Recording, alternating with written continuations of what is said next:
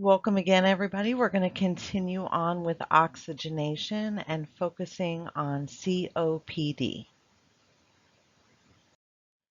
Objectives of the session, we're going to really focus down on the nurse's role, nursing process.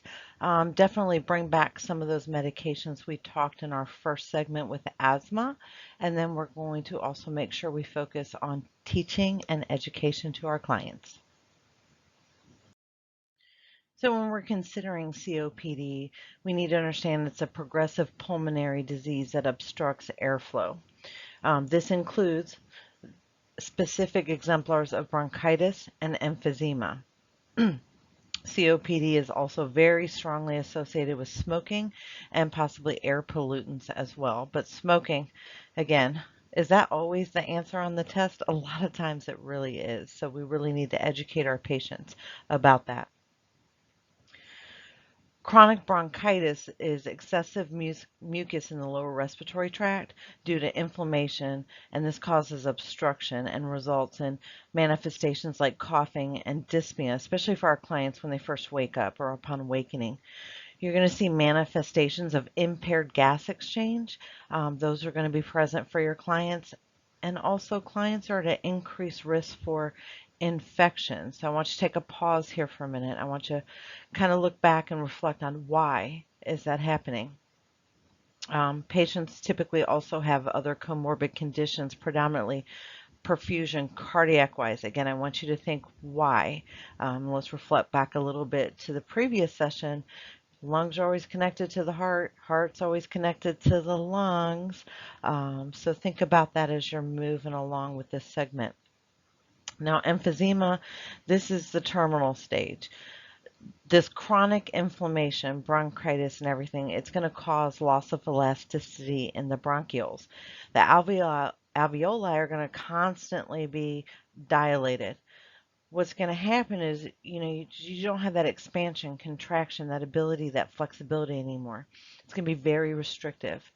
Patients are going to manifest with extreme dyspnea with or without exertion. The ultimate goal with pharmacotherapy, is really to relieve the symptoms and avoid any future complications.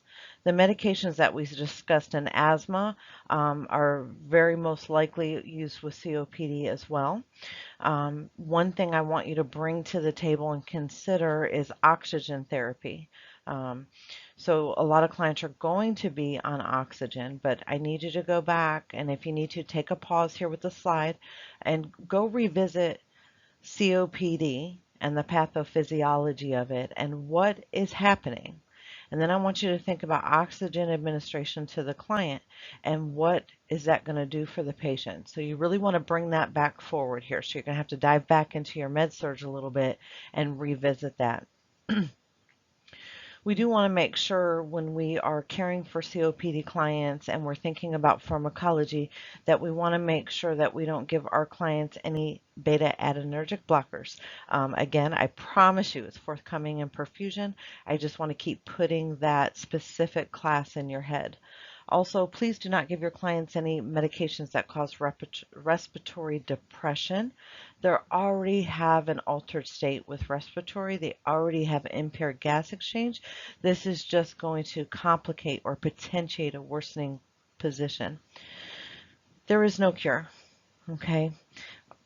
At this point, all we can do are manage the symptoms and prevent complications. A lot of this is going to focus on patient education. This is a must, and always, always, always. And this is challenging. You're going to tell me I got COPD, I have emphysema, stop smoking. And a lot of times it's our clients that are a little bit older and they've done this for a long time. So we really need to do a lot of education for that. When you're doing your assessment, you want to make sure, of course, you can get a comprehensive health history, comorbid conditions. Really ask them about, do they have asthma, any triggers for asthma? If that's the case, you want to make sure you talk to your patients, is there a connection? Is there anything that triggers that? Maybe ask them to do a log. always as and forever get baseline vitals, and you really want to focus respiratory assessment so you have that data so you can start trending and seeing how they do. You want to look at pulmonary function specifically, again looking at pulse oxygenation, get those ABGs. When we're looking at labs, we also want to make sure that we're looking at a CBC, because remember that has our white blood cells. It might even be with a differential. We were looking for signs and symptoms of possible infection. You always want to do a renal panel because we want to make sure the client's renal function is working appropriately, as well as a basic metabolic panel, looking at that liver function to make sure, because really this could extend to the whole body system, but just as good practice, you want to make sure you look at those labs. When we're looking at diagnostic statements, this is where I want you to kind of pause for a minute. And I want you to kind of think about, and just think about this. You can get a nursing diagnosis book out and look at your textbook and it'll list them out there, but we're looking at a client with a chronic lower respiratory infection, respiratory disease. And what nursing diagnosis, what things are most important?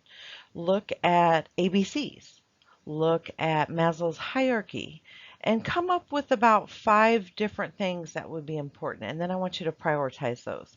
And it'd be interesting if you want to post your priority diagnoses in the Prep for Exam forum, and I'd love to talk about them. Planning, always you're going to base your care on those nursing diagnoses, always focusing on what's priority. 9 times out of 10 is probably going to be something with impaired gas exchange, but that may not always be the case. So you have to look at a client, that you're caring for right in that moment. But when you're planning, make sure you always prioritize. When we're implementing, just a few notes for you while you're caring for these patients and thinking about the holistic picture and pharmacology. You always need to be looking at those therapeutic effects of the medications that are ordered, whether it be a rescue inhaler, whether it be a corticosteroid, things of that nature. So you want to know what's expected. What are the medications doing, and how do you expect the client to respond? Always monitor their respiratory status, again, oxygen saturation, focused respiratory, always looking for adventitious lung sounds. Bringing it back to you, those short actings, the SABAs, need to make sure you educate them that those are used for acute attacks if they have an asthma attack. You want to teach your client definitely the difference between the short acting and the long acting, and watch for any adverse effects that we talked with those medications previously.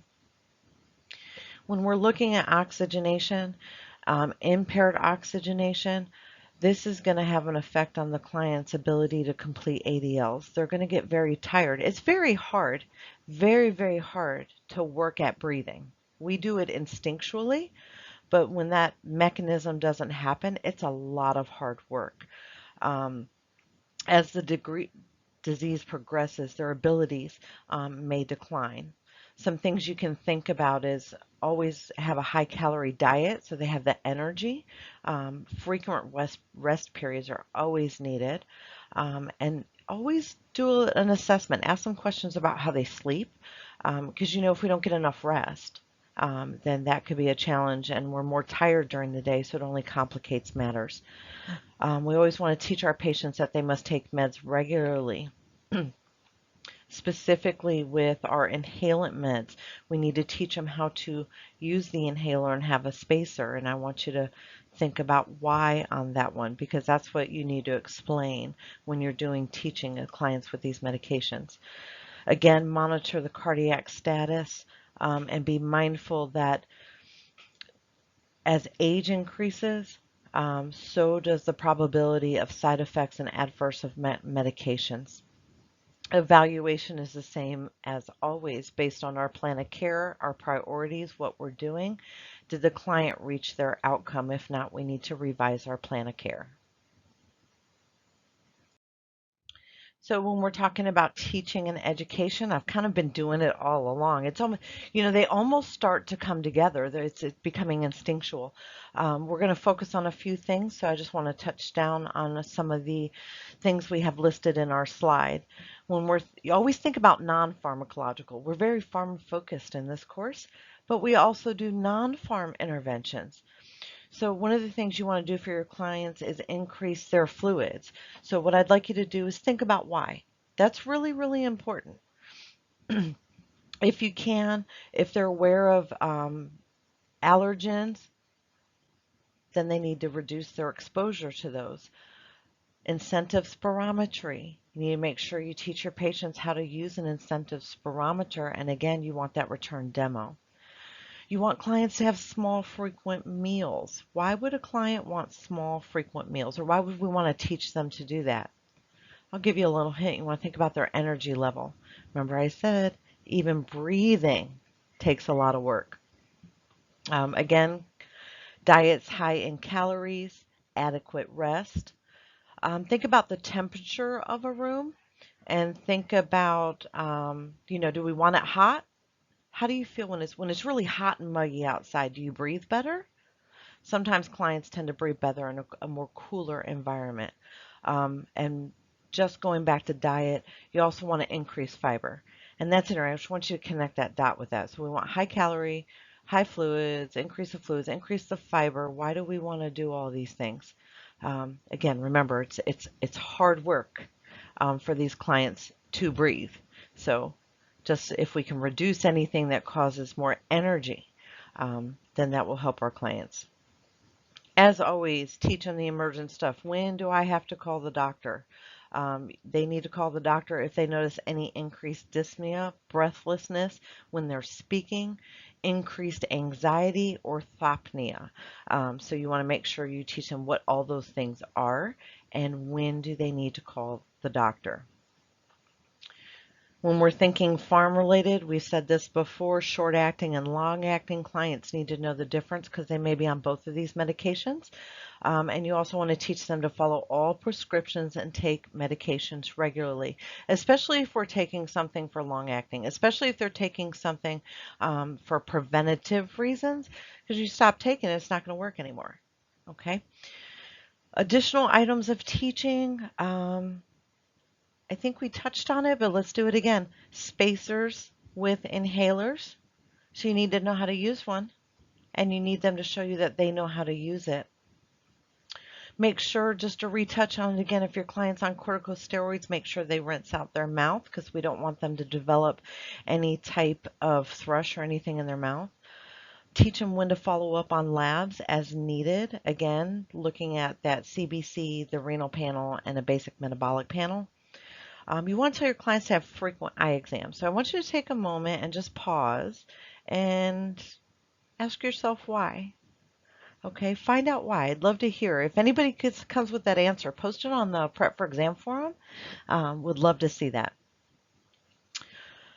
Make sure that you tell clients they need to shake those inhalers, mix up that medication. Going back to if a client's on a bronchodilator and they're on a corticosteroid, which one do you want them to do first? And why? So just think about this. Remember, when we're talking about asthma, we have bronchoconstriction and we have inflammation.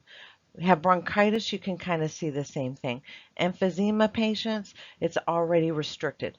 So you want to give the bronchodilator first. Let's open up the airways. They say this on the commercial. And then let's do that corticosteroid so that when they do inhale that and take that, you're going to have a much bigger open doorway for the medication to get there. Also, please teach your clients that when it comes to inhaler spacers, you want to make sure that they clean those with water daily. And again, why do we want to do that? What can happen if I don't take care of my devices that I'm using? And as always, this is in the ultimate goal of preventing knowledge deficit for our clients. And that is the same as every other presentation that we have there. That's the key focus. If you have any questions with this presentation, please, please, please do not hesitate to ask. You can place your questions in the Prep for Exam forum located in your Blackboard course.